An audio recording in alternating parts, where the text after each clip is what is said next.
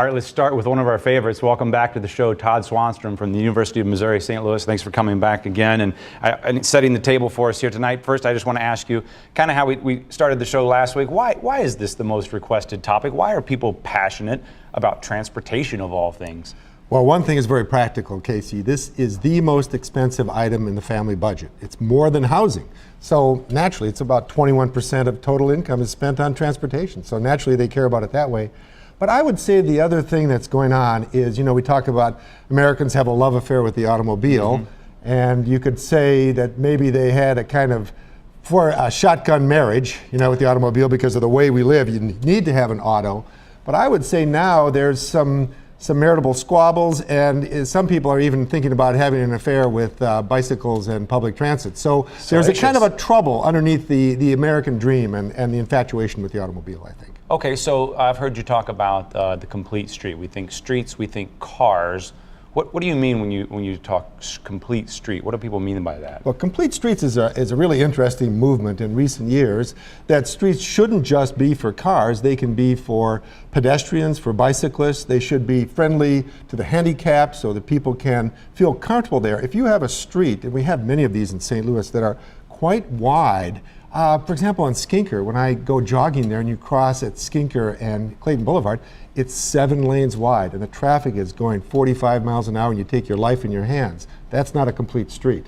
A complete street would be something that sort of traffic calming, the traffic goes a little slower and people feel comfortable walking and bicycling along that street. There might be a dedicated bicycle lane. So it's a street that provides more than one function, not just for cars. Is this what we saw in South Grand a couple of years ago, that they redid South Grand? People thought it was actually losing space for cars there, and it turned out to be quite different looking. Well, when you bring in the bump outs and you do the center lanes and things, just by the way it looks visually, traffic slows down a little bit. It calms the traffic. And from what I've heard, it's been a big success. The restaurants and the businesses in South Grand say this complete streets has meant we have more business. People slow down. When you're going 35 and 40 miles an hour, you're not as likely to stop. But if you're going 25 or 20, yes, you might pull over and decide you want to take a look at the shops. Okay, give us some predictions. Where are we headed here in St. Louis when it comes to this topic? Well, I think we are headed toward a more diverse transportation system. The automobile is going to be dominant as far as we can see into the future. There's no doubt about that. But people are looking for more choices. So at certain points in their lives, they may want to live, when you're young, you don't have kids, you can maybe get on without an automobile. And when you're an empty nester, and you want not to have to get in the car all the time, maybe when you have kids, my children, you had to spend, hours on the weekend, schlepping them to every single sporting event and birthday party across the region. So there may be different times in your life and different periods when you have different forms of transportation. So I think we're heading toward a more diverse system, and I think that's very healthy. Okay, let's talk big picture for just a second. One place that may come up, a place I lived for a bit and loved living there, Portland, Oregon, is often held up as this ideal when it comes to transportation.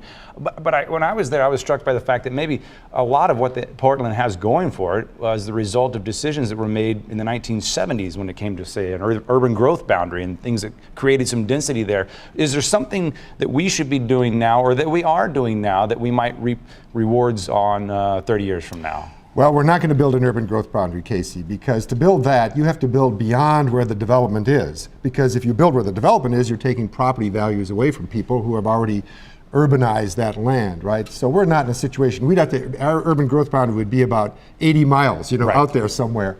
However, when we make investments in things like light rail and bus rapid transit, we're creating opportunities for greater density and bringing people back toward the center. So there are some counter tendencies. And I also think the suburban frontier is going to come to an end at some point. Slowly in St. Louis come to an end. We're not going to keep expanding out. We have a 17 county metropolitan area now. We're not going to spread out to 40, 50, 60 counties.